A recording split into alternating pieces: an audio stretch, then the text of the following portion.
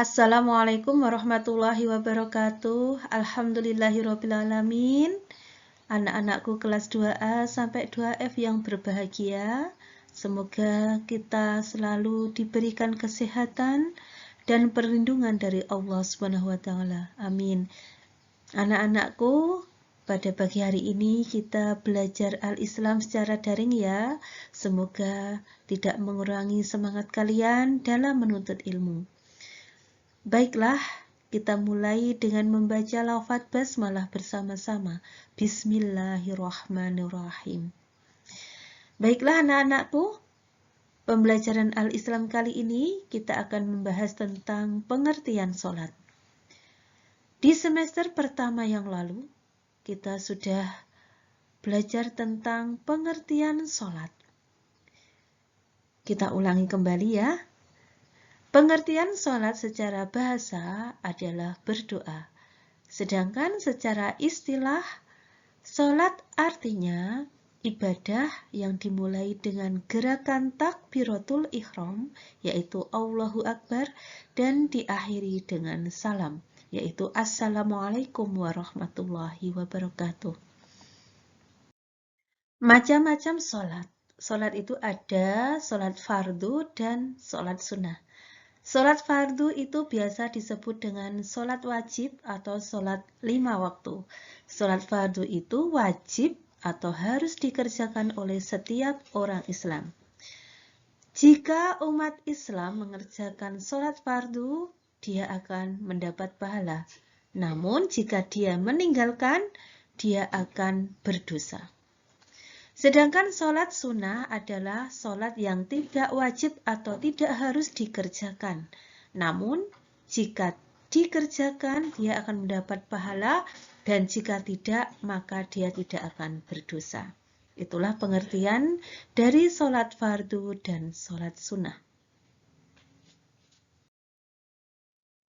Sedangkan macam-macam sholat fardu atau sholat wajib, atau biasa dikenal dengan sholat 5 waktu, diantaranya adalah ada sholat duhur, asar, maghrib, isya, dan subuh. Sholat duhur dikerjakan 4 rakaat, asar 4 rakaat, maghrib 3 rakaat, isya 4 rakaat, dan subuh 2 rakaat.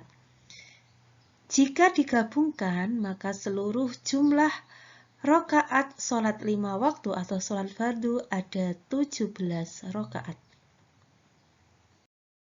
Sedangkan contoh sholat sunnah diantaranya ada sholat duha, sholat tahajud, sholat tahiyatul masjid, sholat safar, sholat tarawih, dan masih banyak lainnya yang termasuk sholat sunnah. Sholat duha itu kita kerjakan pagi hari ketika matahari kira-kira setinggi tongkat. Itu adalah waktu duha. Kemudian sholat tahajud itu adalah sholat yang dikerjakan pada sepertiga malam, kira-kira jam 3 sampai sebelum subuh. Kemudian tahiyatul masjid itu adalah sholat sunnah yang dikerjakan ketika kita masuk di dalam masjid dan sebelum duduk disunahkan untuk melaksanakan sholat 2 rakaat, yaitu sholat tahiyatul masjid yang artinya untuk menghormati masjid. Kemudian sholat safar itu artinya sholat ketika kita mau mengadakan perjalanan. Kemudian sholat tarawih itu adalah sholat sunnah yang dikerjakan pada malam bulan Ramadan. Beberapa contoh sholat sunnah ini jika dikerjakan, dia akan mendapat pahala, bisa menyempurnakan pahala kita. Namun jika kita tidak mengerjakan pun, kita tidak akan berdosa. Namun sebaiknya sholat-sholat sunnah tersebut kita kerjakan untuk menambah kesempurnaan pahala kita. Cara membaca surat Al-Fatihah dan surat pendek dalam sholat dibagi menjadi 2, yaitu jahar dan sir. Jahar itu artinya dibaca keras atau nyaring. Bacaan jahar ini dikerjakan hanya pada saat sholat berjamaah, yaitu imam membaca surat Al-Fatihah dan surat pendek dengan keras atau nyaring. Sholat yang dikerjakan secara jahar, yaitu pada saat sholat berjamaah, yaitu sholat maghrib, isya, dan subuh. Sedangkan bacaan sir artinya dibaca pelan atau lirih. Bacaan sir ini bisa dikerjakan pada saat sholat berjamaah atau sholat munfarid atau sholat sendiri. Pada bacaan sir ini, imam membaca surat Al-Fatihah dan surat pendek dengan pelan atau lirih. Sholat yang biasa dibaca sir ketika berjamaah yaitu sholat duhur dan sholat asar. Anak-anakku, sekarang kita membahas tentang pengertian sholat berjamaah. Sholat berjamaah itu artinya adalah sholat yang dikerjakan secara bersama-sama. Ada imam dan makmumnya. Imam adalah orang yang memimpin sholat, sedangkan makmum adalah orang yang mengikuti gerakan imam. Sholat berjamaah itu lebih utama daripada sholat munfarid atau sholat sendiri, karena pahalanya 27 derajat. Sholat berjamaah ini juga lebih utama dikerjakan di masjid. Ketentuan sholat berjamaah. Perhatikan bagaimana posisi sholat berjamaah jika hanya ada 2 orang, 1 jadi imam dan 1 jadi makmum. Jika ada 2 orang, maka makmum berada di sebelah kanan imam.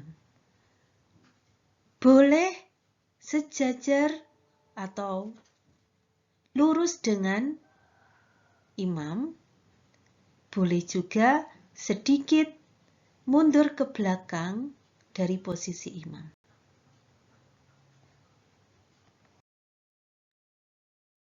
Posisi sholat berjamaah jika ada 2 makmum laki-laki.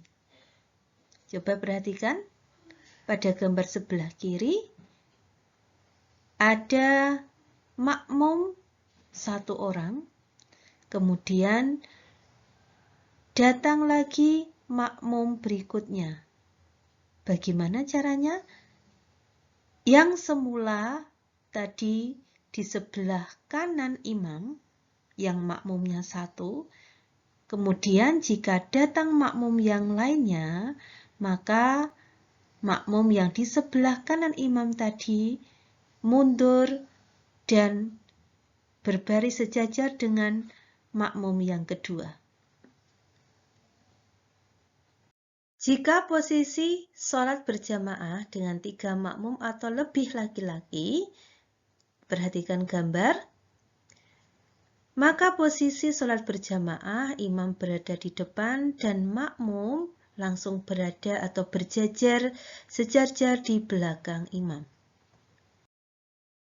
Posisi sholat berjamaah dengan makmum campuran laki-laki dan perempuan, yaitu imam berada di depan sendiri, kemudian di belakang imam adalah barisan makmum laki-laki, kemudian di belakang makmum laki-laki adalah makmum perempuan. Bagaimana jika yang sholat berjamaah itu perempuan semua? Maka posisi sholat berjamaah itu imam dan makmum boleh sejajar atau berbaris lurus. Namun bisa juga imamnya sedikit maju ke depan hanya untuk membedakan antara imam dan makmum. Anak-anakku, sekarang kita belajar bagaimana tata cara sholat berjamaah. Di depan tadi sudah disebutkan bahwasanya sholat berjamaah itu terdiri dari imam dan makmum. Imam adalah pemimpin dalam sholat. Sedangkan makmum adalah orang yang mengikuti gerakan imam. Apa tugas seorang imam? Yaitu mengatur shaf atau barisan makmum. Orang yang terpilih menjadi imam itu adalah orang yang fasih bacaan Al-Qur'annya dan pandai ilmu agamanya. Sedangkan makmum itu adalah orang yang berada di belakang imam. Makmum harus taat kepada perintah imam dan selalu mengikuti gerakan imam dalam sholat. Makmum boleh mengingatkan imam saat imam lupa dalam membaca ayat Al-Quran atau gerakan sholat. Anak-anakku, di depan tadi anak-anak sudah mengerti apa pengertian sholat berjamaah itu. Juga disebutkan bahwasanya sholat berjamaah itu lebih utama daripada sholat munfarid atau sholat sendiri. Nah, marilah kita belajar apa keutamaan sholat berjamaah itu. Yang pertama adalah sholat berjamaah pahalanya 27 kali lipat dibandingkan sholat munfarid atau sholat sendiri.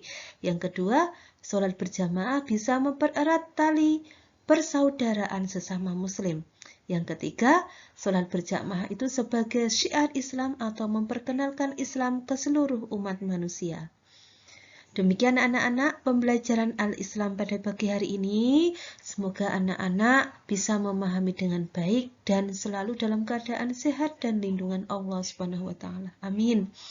Baiklah anak-anak, marilah kita tutup pembelajaran Al-Islam pada pagi hari ini dengan melafadzkan hamdalah bersama-sama. Alhamdulillahirabbil alamin. Assalamualaikum warahmatullahi wabarakatuh.